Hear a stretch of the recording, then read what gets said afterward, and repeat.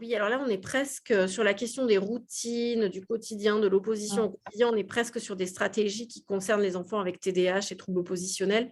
J'allais dire ordinaires. Alors, c'est pas pour banaliser non plus, parce que je dis pas que c'est pas problématique, hein.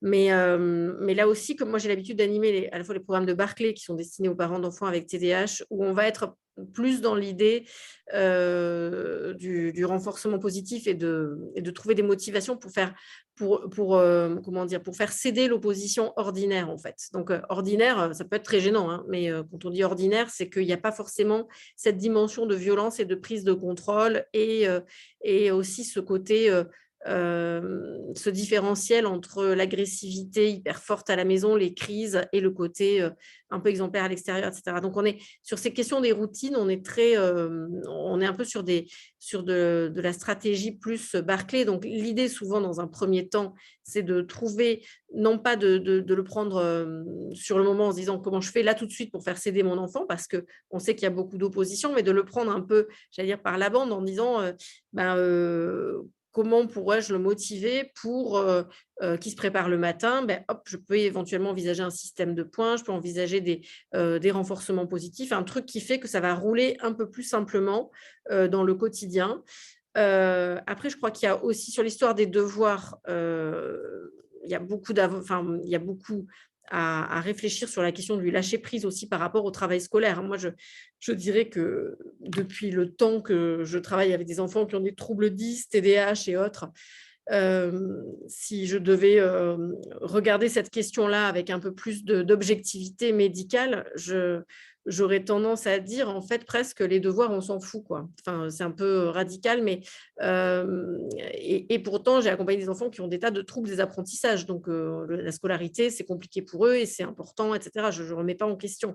Mais les devoirs scolaires eux-mêmes, par rapport à l'impact que ça a dans la vie de certaines familles en termes de liens et de régulation des émotions, il y a plus de côté négatif que ce qu'il y aurait de positif dans l'idée de faire des nouveaux apprentissages. Et en réalité, pour la suite dans 20 ans, enfin peut-être dans 10 ans, enfin, c'est beaucoup plus important ce qu'on aura préservé au niveau du lien affectif, et cetera, que le côté du parcours scolaire. Alors, je m'entends bien, je ne veux pas dire que le parcours scolaire, c'est pas. Mais même pour le côté professionnel, en fait, le parcours scolaire, même en France où c'est très scolaire, mais c'est pas si important que ça et pas si important que ce qu'on imagine, en fait, chez les enfants en particulier qui ont des troubles. Et c'est. Donc, du coup, je trouve que parfois, il y a trop. Les devoirs scolaires, c'est une affaire pour les enseignants, c'est une affaire qu'on règle avec les enseignants, mais il n'y a pas de raison de se mettre en guerre là-dessus. Il y a trop à perdre sur d'autres plans. Après, vous allez me dire, on ne peut pas lâcher prise sur tout de la même façon et parce que l'enfant, il doit bien se lever pour aller en cours, et cetera. Donc après, c'est de réfléchir aux stratégies qu'on peut avoir pour motiver l'enfant dans le quotidien.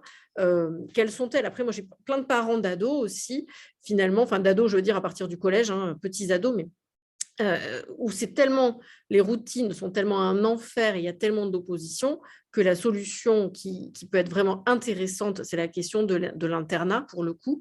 Et j'ai plein de jeunes ados dans ma consultation que j'ai suivis petits, mais qui sont maintenant des jeunes adultes, qui peuvent dire à quel point ça a été salvateur pour eux d'être en internat, quoi. Parce que ça a été, c'était trop compliqué chez eux. Ils sont capables d'avoir ce recul aujourd'hui de l'autonomie que ça leur a apporté. Donc, je pense que des fois, il faut se poser aussi cette question. Pour beaucoup de parents, c'est dur. Il y a beaucoup de parents qui me disent en consultation, mais nous, on n'a pas eu nos enfants pour qu'ils soient en internat. Je suis complètement d'accord, enfin, je ne sais pas être d'accord ou pas d'accord, mais en fait, il y a des moments où il faut réfléchir surtout à l'intérêt de l'enfant. Enfin, après, je ne dis pas que ses parents ne réfléchissent pas à l'intérêt de l'enfant, mais c'est se dire peut-être que cet enfant-là, précisément, pour apprendre son autonomie, il a besoin de quelque chose d'autre que ce qu'on avait imaginé au départ pour un enfant qui n'aurait pas eu de difficultés particulières. Donc, l'intérêt de l'enfant, ce sera toujours son autonomie.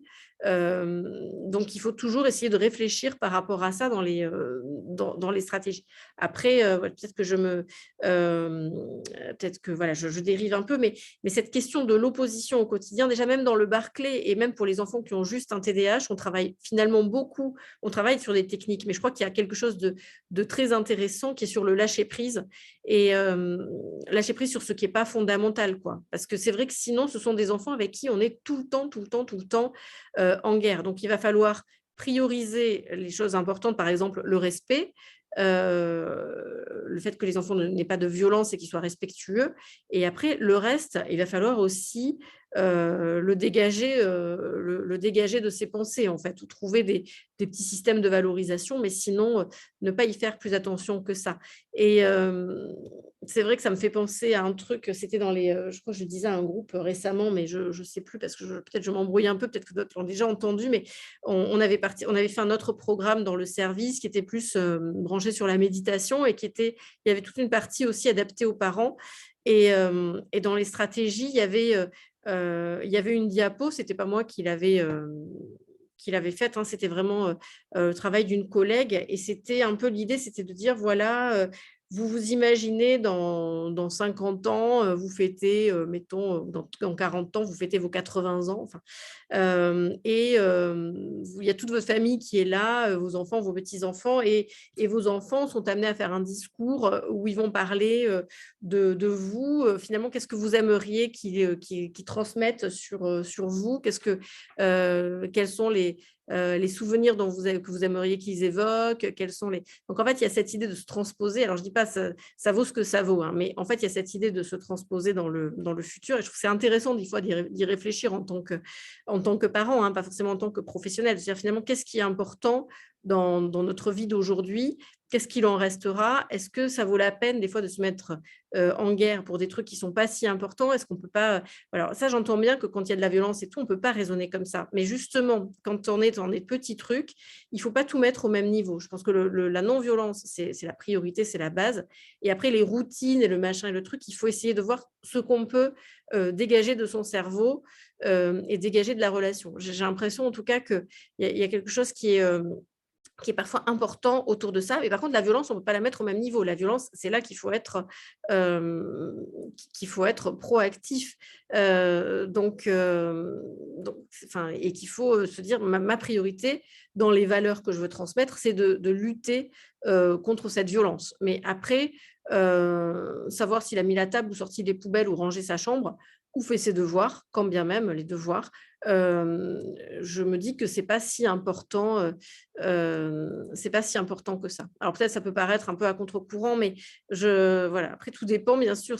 J'entends bien qu'entre l'opposition et la violence, parfois il y a, et en tout cas l'agressivité, il y a juste un fil, hein, mais c'est important de se reposer la question parce qu'on ne pourra pas être en guerre sur tout de toute façon. Et dans la déclaration, quand on fait une déclaration, on cible la violence, on cible pas je voudrais que tu ranges ta chambre et que machin. Ça, on l'oublie, on dit bien aux parents, concentrez-vous sur l'essentiel. L'essentiel, c'est peut-être que votre enfant ne soit pas violent. Ça peut être aussi que votre enfant retourne en classe. S'il est déscolarisé totalement, bah, vous avez quand même envie qu'il ait une vie sociale, en fait, même pas scolaire, mais une vie sociale. Donc, pour son bien-être, vous avez envie qu'il soit rescolarisé. Et puis le reste, à la limite, on s'en moque, mais parce que les priorités, c'est celle-là. Et voilà, ça, je ne réponds pas du tout finalement, je ne donne pas de technique pour la maman qui pose cette question, parce que j'imagine que c'est une maman, hein, je ne sais pas exactement, mais je ne sais pas pourquoi. Mais bon, voilà, c'est la question un peu de quelles sont les priorités. Et sur l'opposition du quotidien, c'est la question de la gestion un peu du trouble oppositionnel avec le programme de Barclay. Et quand c'est infernal aussi, il y a toujours la question des traitements, hein, parce que dans l'opposition, il y a beaucoup de problèmes de régulation des émotions, il y a le TDAH, il y a tout ça derrière. Mais d'abord, on essaye d'aménager un petit peu à son niveau, quoi. Donc, voilà, je ne sais pas si je réponds vraiment à la question parce que finalement, je l'ai un peu contournée, mais voilà.